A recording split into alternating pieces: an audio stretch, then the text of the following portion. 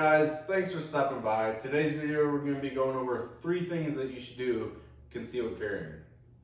But before we jump into the video, make sure you hit that subscribe button if you like gun content and videos like this.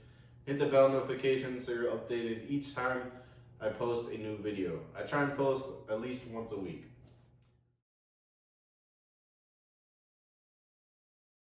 Alright, first thing that you should do is go to the range. Now, I know that may sound real simple and whatnot, but some people actually overlook this.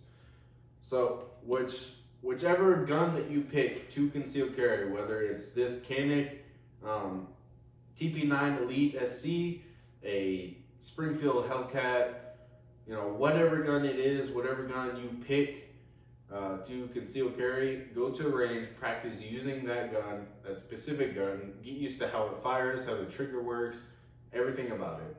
Another thing I want to add to that is use the rounds that you're going to be using out in town. I say that because you might practice at the range with the regular ball ammo, but when you switch it to the hollow points, it might not feed into your gun correctly, and it might jam when you don't want it to jam, when the gun actually needs to work for you. Number 2, and this is a personal opinion. I know I'm probably gonna get comments down below saying, oh, well, you don't need that. But my personal opinion is going to be get an optic. If you can afford it, get a red dot. This one's the SIG Romeo Zero. Comes in about $200. And I say that because using a red dot, it is a little bit faster getting on target.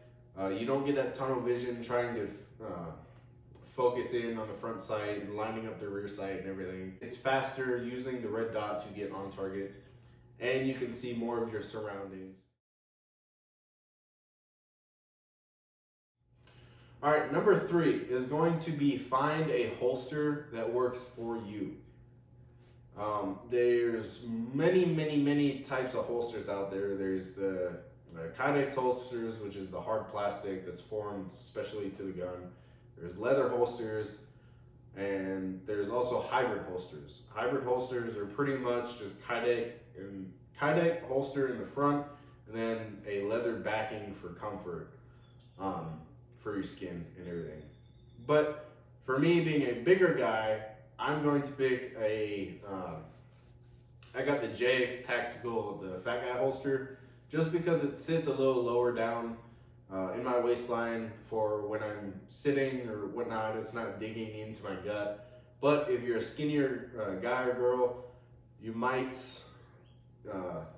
be okay with using a regular holster, because a regular holster is going to sit about midline on the gun. That's why I noticed with a lot of the Kydex holsters and everything, they sit about midline on the gun right here, and then that's it. So you got about 2 to 3 inches, depending on what kind of gun you have, sticking up. So if you're a bigger guy, I suggest trying out the JX Tactical Fat Guy holster. I'm not sponsored by them whatsoever. That's just the one that I picked. With that being said, you might have to buy a few different types of holsters before you find the right one. Don't expect to buy one holster and it be the perfect holster for you. You don't have to look for any other one after that. I think that's pretty rare and uncommon.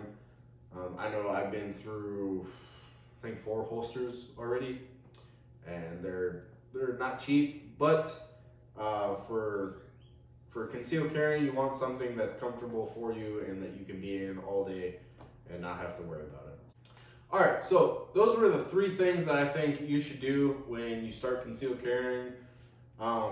If you have any other suggestions, leave a comment down below. There might be somebody who's thinking the same thing, or it might help somebody out. So leave a comment down below. If you made it this far, hit the subscribe button. Greatly appreciate it. You don't have to if you don't want to, though.